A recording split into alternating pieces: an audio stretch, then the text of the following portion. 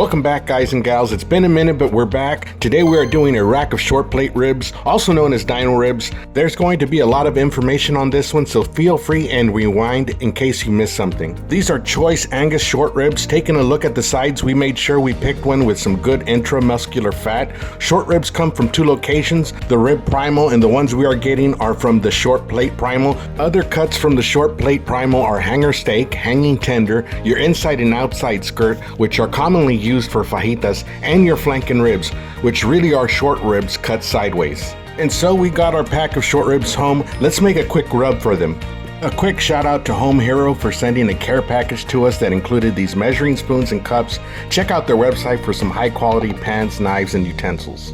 And so our rub is primarily made from 2 parts freshly cracked pepper, 1.5 part Lawry's seasoned salt, along with some other spices. We will have the exact measurements for the rub in the video description. We put all the spices in a container. Let's go outside and prep our meat. And as most of you know, we do have an Al Lunacy Queuing Amazon storefront now. If you see something in this video or in other videos that you would like to purchase for yourself, the link is in the video description. Speaking of which, this Aaron Leather Goods knife roll has to be the best one I've ever owned. Thank you, sis. This was a great Christmas gift. Now, ever since I started the channel, I have used Victoria Knox knives. They are the standard knives in the restaurant industry and are very reasonably priced. I love the wooden handle on this boning knife.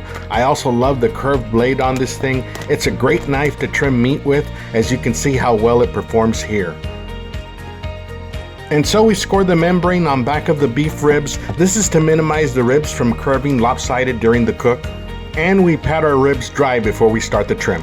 We do have a little bit of silver skin and fat to deal with, so let's start with our trimming. So basically I use my left hand to pick up any silver lining that we need to trim away with my knife hand. Then we begin to trim away the excess fat. I don't want to trim everything off, just the parts of fat that will be too thick to render in a few hours.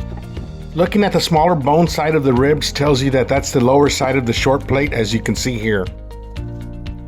So we are just about done here, just a little more to go. We're going to cut away some of the overlapping edges. Now you can see the bigger bones here, meaning that that's the top side of the rib plate. You can lift the underside of the rib to get to those harder to reach fat caps between the bones. We are saving the trim fat for tallow and broth. Let's season this up with our rub. And we are making sure all sides are seasoned, even the bottom side. My boys like to gnaw away at the charred bottom edges of the ribs, so we make sure they are seasoned as well. We are also seasoning the fat trimmings. I think we should be good here. Let's turn on the smoker. I like a temp of 275 for ribs. It's not too low of a temp like 225 that's going to take forever to cook the ribs, and it's not too high like a temp of 300 that might dry out the ribs. And as with most of our long cooks, we place an iron cast pan with the fat trimmings underneath the top rack, then place our protein directly above it. We have the thinner side facing the left with the thicker side facing the right, which is the hotter spot of the grill. Let's close it up and load our smoke box. We first put about a handful of post oak wood chips, followed by a few chunks of post oak. Then we'll open up the valve so that the wood ignites. A few minutes later we can see the smoke, so let's close the valve to allow the wood to smoke. Now I usually like to refill the smoke box every 30 minutes for the first 2 hours, but I dropped the ball on this one and refilled it on the 2-hour mark. I also forgot to add water to the cast iron pan below. No biggie, we'll do that now. You can see that the fat trimmings have all rendered. We'll add the water, then use the mixture during the wrapping process. Let's take temp on the thicker side of the ribs using our ThermoPro 19H. We are at 168. We are making good time. Let's keep going.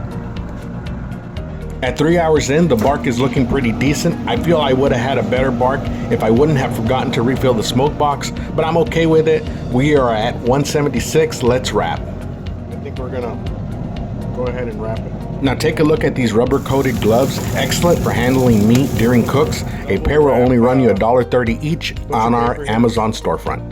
And I guess I'm gonna wrap it that way. We do have the broth slash tallow that we had on the underside, so we're gonna put a little bit on top of that. Look at that. It won't need that much, it's just to keep it moist in there. Finish up that. This is, we leave enough slack here to fold this midway. You see that? And I'll try to do this with one hand, and let me tighten it up. Okay, now that's tight. I'm gonna fold these over, a little bit of juice coming out there. Okay, so there it is, and then I'm gonna fold it one more time over, and that should be our presentation side up. Quick, I did fold this in half, and then I'm gonna bring this over. There it is, guys. We just kind of crinkled all the edges right here, get it nice and tight, and back on the smoker.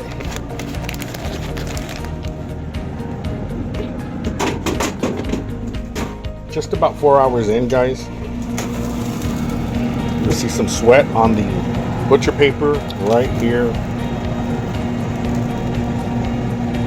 182 hotter. 198, so I'm going to turn that around the other way. Okay, done, and we'll come back and check it in about, I'd say, okay guys, we're back, and we're ready to go. Yeah, we're ready to go. Got this off, and we're going to take this out and set it probably in here to let it rest. Believe it or not, guys, I fit it in my toaster oven just barely. You can see the little bag sticking out there, but we're gonna put it at about 140, 150 and see how long we can hold it there till we're ready to serve.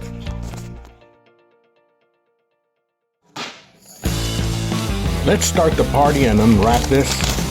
The wrappings are filled with moisture, which is a good sign. And we place our ribs on a tray and pour all that delicious juice on top. Look at those rivers of deliciousness. Let's go ahead and cut into this.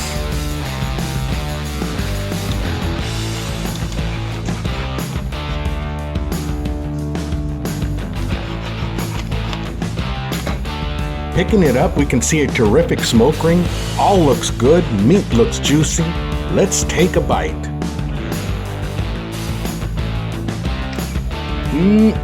Fred Flintstone approved. And one last shot of that juiciness. And that's a wrap, guys and gals. My first cook of dino ribs on the Camp Chef Woodwind Pro. Don't forget to comment, like, and subscribe. I hope you guys are ready for grilling season. Can't wait to see your cooks on social media. Give me a tag. Till next time, take care of yourself and each other. See you on the next one.